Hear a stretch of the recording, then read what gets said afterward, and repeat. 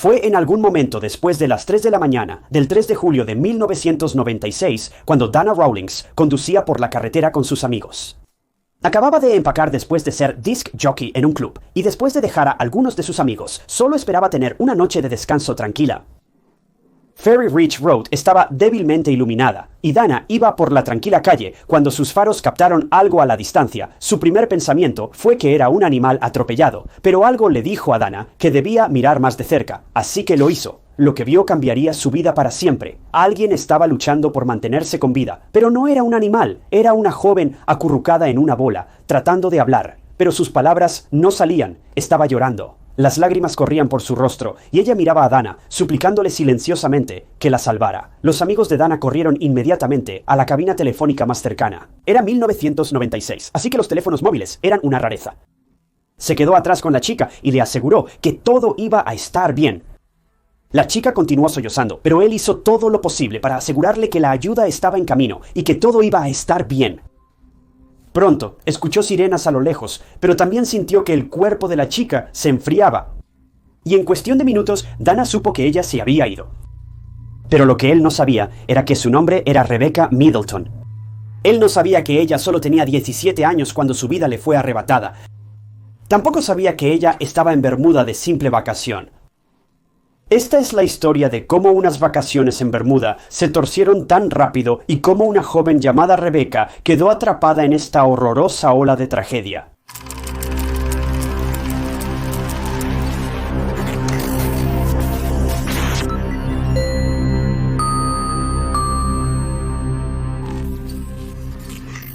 Bienvenidos a Historias de Crímenes Reales. Si eres nuevo aquí, soy tu anfitrión, Ty Knotts, y publico nuevos documentales de crímenes reales cada semana.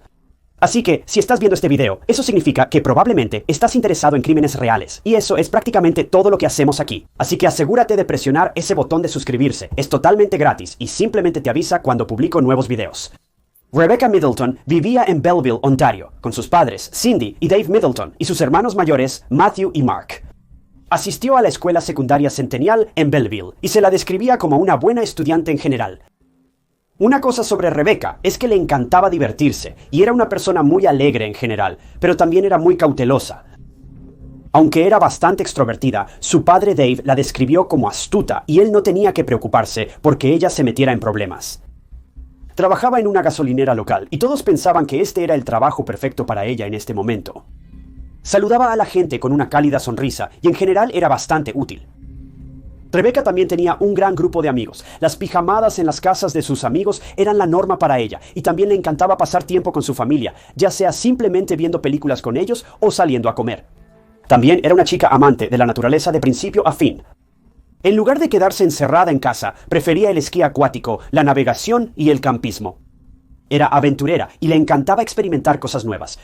Aunque los padres de Rebecca se separaron cuando ella tenía solo 13 años, aún mantenía una relación increíble y saludable con ambos. Solía ir a verlos a menudo e incluso se llevaba bastante bien con sus hermanastros también.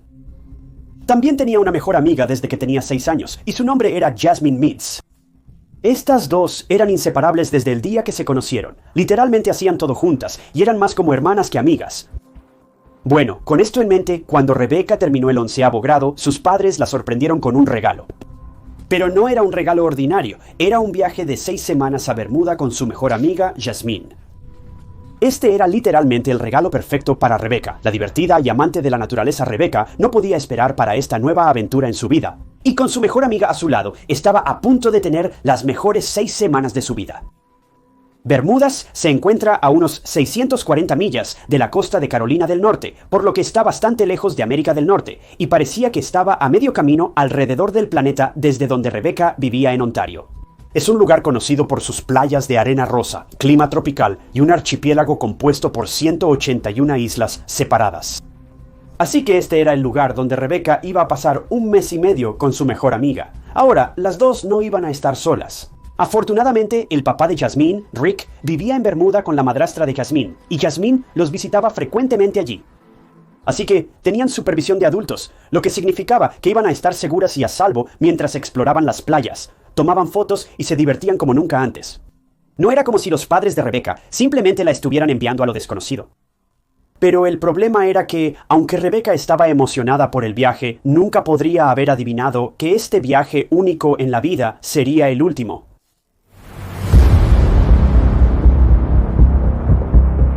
Rebecca y Jasmine, de 16 años, empacaron sus maletas, subieron a un avión y se embarcaron en su viaje de 6 semanas a Bermuda. Tomaron muchas fotos, algunas en el camino a Bermuda en el avión, algunas en las playas y algunas con casas coloridas en el fondo. Las primeras 2 semanas de su viaje fueron emocionantes. Ahora, aunque las chicas se estaban divirtiendo, el padre de Jasmine, Rick, había establecido algunas reglas para que se mantuvieran seguras. Primero, las chicas no podían quedarse fuera más tarde de cierta hora. Tenían que llamar a Rick para que las llevara de vuelta a casa porque no quería que las chicas viajaran en bicicletas o ciclomotores, ya que eran peligrosos y podrían caerse y lastimarse. Así que Rick dejó que las chicas se divirtieran, pero también estaba siendo cuidadoso como cualquier buen padre lo haría. Llegó el 27 de junio y Rebecca se despidió de sus dulces 16 y abrazó la emoción que era tener 17.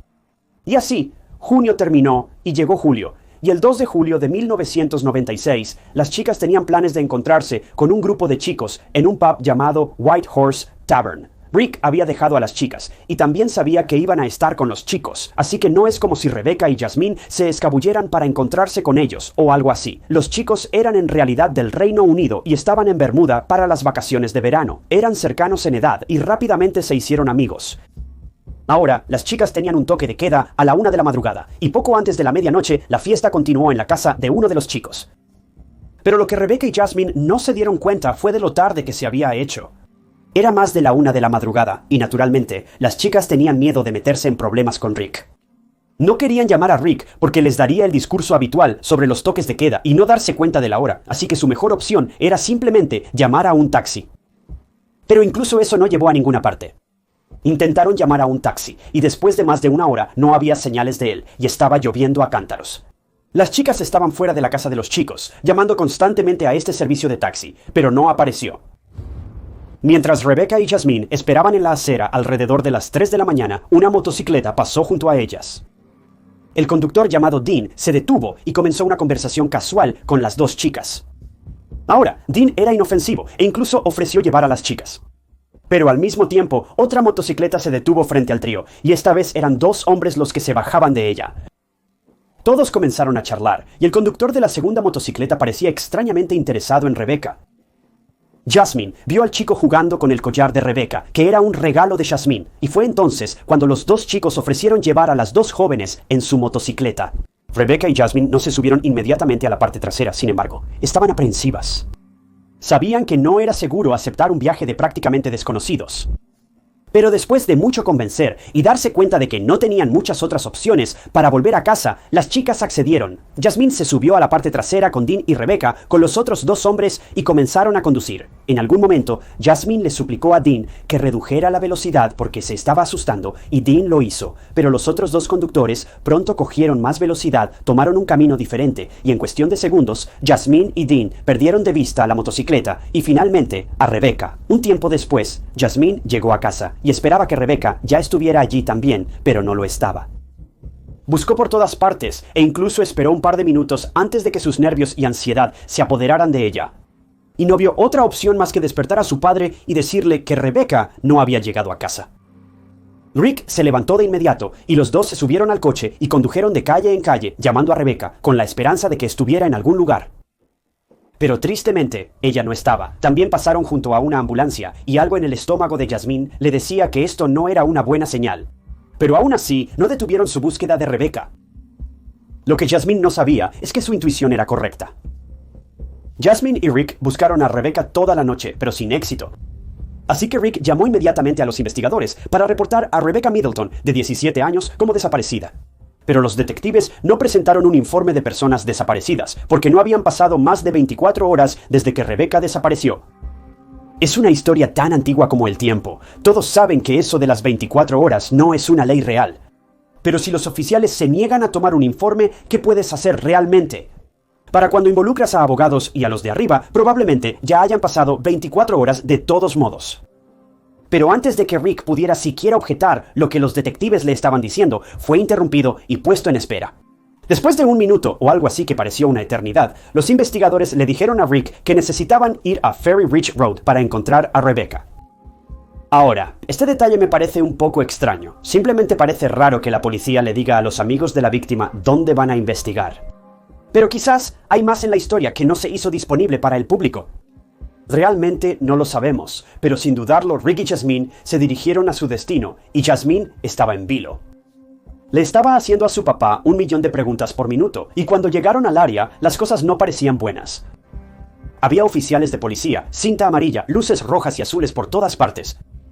Rick ordenó a Jasmine que se quedara en el coche, y mientras se dirigía hacia los oficiales de policía, bueno, digamos simplemente que el cuerpo de Rick estaba lleno de temor. No había señales de Rebecca, solo había una gran bolsa negra con cremallera en el suelo, y era una bolsa para cadáveres.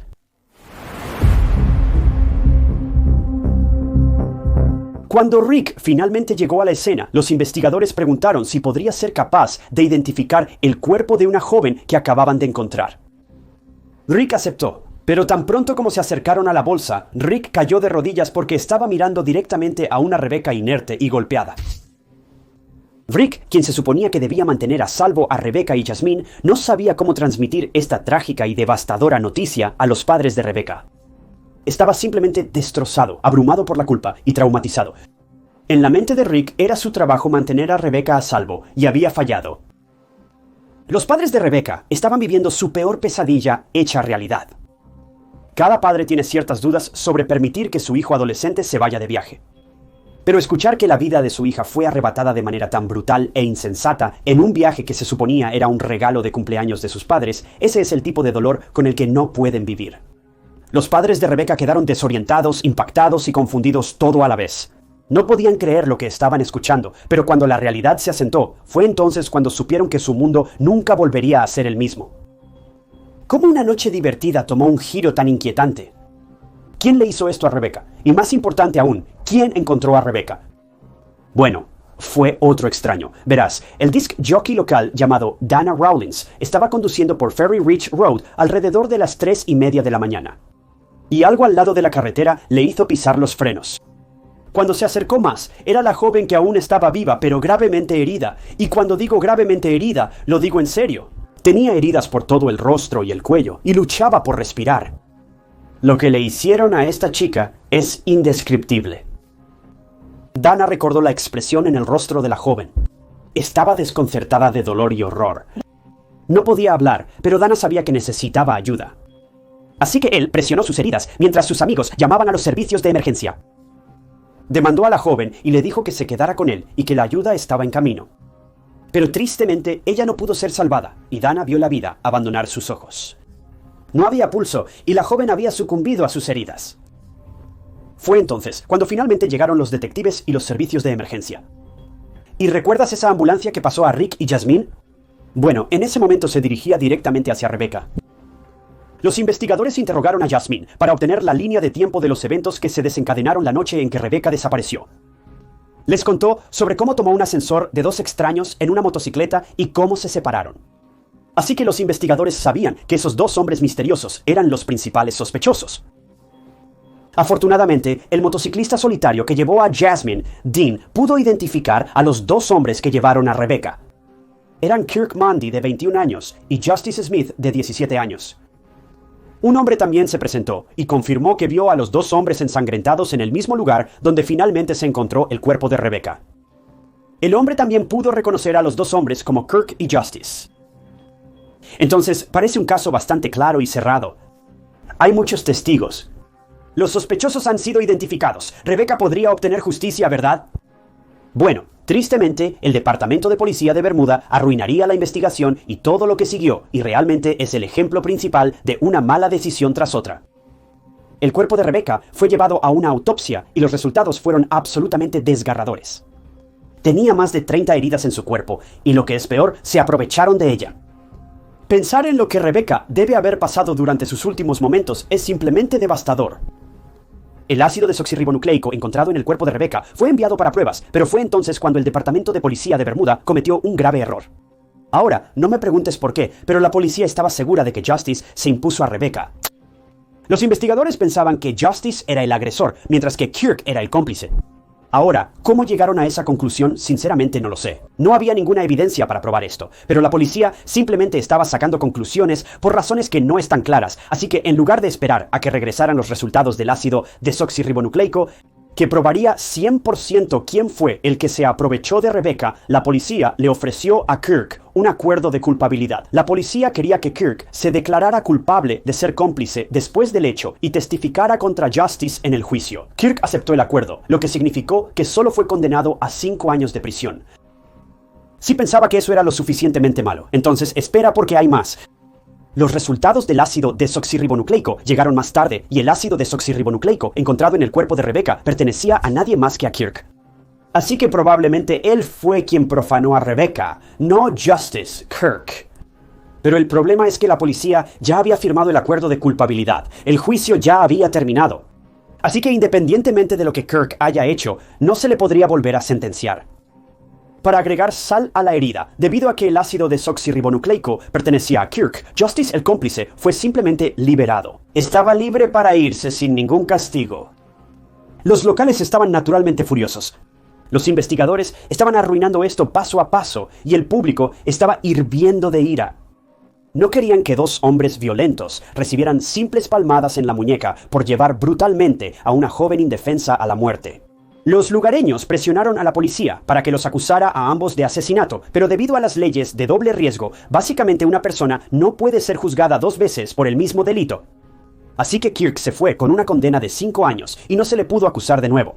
Ni siquiera pudieron acusar a Justice de nada porque todas las pruebas en su contra eran circunstanciales. Aunque había pruebas de que los dos estaban involucrados en el horrible ataque y muerte de Rebecca, simplemente no había pruebas sólidas, como el ácido desoxirribonucleico de Justice, para respaldar estas afirmaciones. Para empeorar las cosas, los fiscales ni siquiera utilizaron a Kirk como testigo en el juicio de Justice como originalmente habían planeado. El juez sintió que no era un testigo confiable, por lo que el acuerdo de culpabilidad no sirvió para nada. Todo esto simplemente te hará dar vueltas la cabeza. ¿Cómo un departamento de policía puede cometer tantos errores increíbles? Está tan lejos como ni siquiera lo sé. Esto es un nivel completamente diferente de estupidez. ¿Pero qué pasó al final del juicio? Bueno, la defensa argumentó que el caso era débil y todas las pruebas eran circunstanciales. Y lograron convencer exitosamente al jurado de simplemente desestimar los cargos contra Justice. Y fue entonces cuando se marchó como un hombre libre.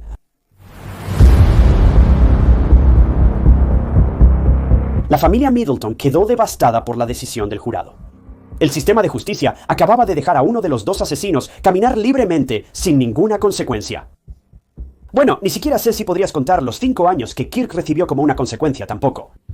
Pero la familia Middleton no se rindió. Lucharon mucho para presionar por otro juicio. Tuvieron innumerables apelaciones y llegaron hasta intentar cargos por asalto agravado, asalto sexual y secuestro. Incluso se acercaron a Cherry Booth, una de las abogadas de derechos humanos más notables de Gran Bretaña. Pero tristemente, no salió nada de eso. Los investigadores de Bermuda literalmente tomaron un caso abierto y cerrado, lo arrugaron y lo metieron debajo de su alfombra de incompetencia y lograron mirar a la gente a los ojos y decir, mira, resolvimos un caso de asesinato en tiempo récord. Todo esto fue para mantener el buen nombre del departamento de policía ante la gente.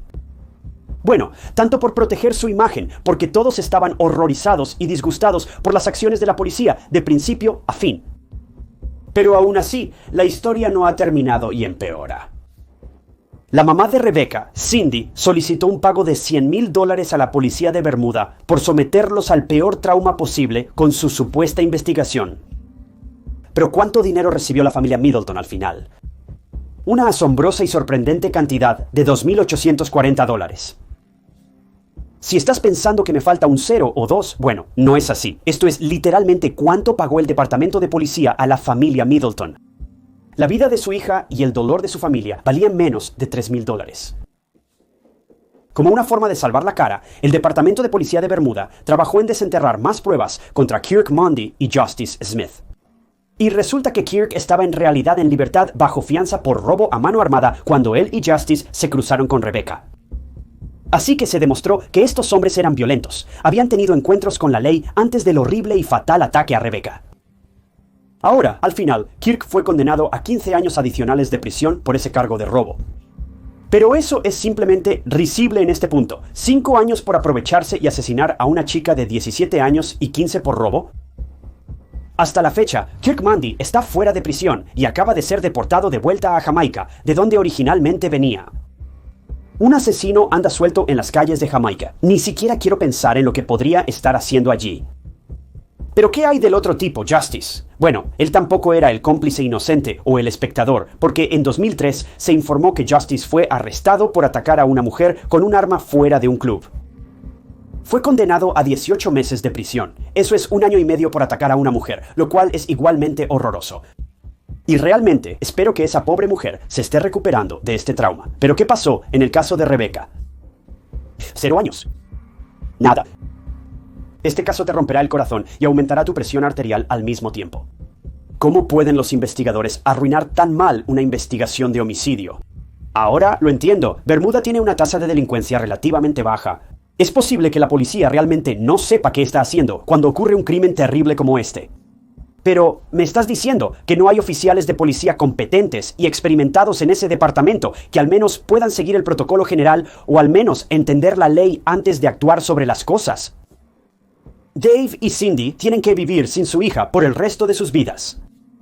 Rick tiene que vivir con la culpa y el terrible asalto de emociones porque incluso hasta el día de hoy no puede recordar este evento brutal y horroroso sin sentir que va a colapsar. Jasmine perdió a su mejor amiga, alguien que era como una hermana. Luchó severamente con la depresión, la culpa del sobreviviente, la culpa ordinaria, prácticamente todas las emociones que puedas imaginar. En cuanto al amable desconocido, Dana, que estuvo con Rebecca durante sus últimos momentos, nunca puede borrar esa imagen de Rebecca yaciendo fría, indefensa y expuesta en la carretera de su mente. Dana, al igual que el resto de los seres queridos de Rebecca, nunca puede olvidarla. Compartió en un documental que nombró a su propia hija, Rebecca, para hacer una pequeña parte en mantener vivo su legado. Está abrumado por la culpa de que no pudo salvarla, pero promete recordar su historia por el resto de su vida y asegurarse de que ni un solo día se olvide a Rebecca. Se sabía que Rebecca dejaba un impacto en todos los que conocía, e incluso después de su muerte, su impacto perdura. El funeral de Rebecca se llevó a cabo 6 días después de su fallecimiento, y aparte de amigos, familiares y seres queridos, innumerables extraños asistieron a su funeral, apoyando a la familia en duelo y ofreciendo su apoyo, amor y un hombro en el que apoyarse. Fue increíblemente poderoso el calor que la comunidad mostró a los Middletons. Literalmente extraños se unieron solo para hacerles saber a los Middletons que no están solos. Todos estamos enfadados, todos estamos amargados. Todos estamos furiosos de que estos pequeños e insignificantes gusanos lograron robar la luz de la vida de alguien más y ni siquiera enfrentaron el castigo adecuado.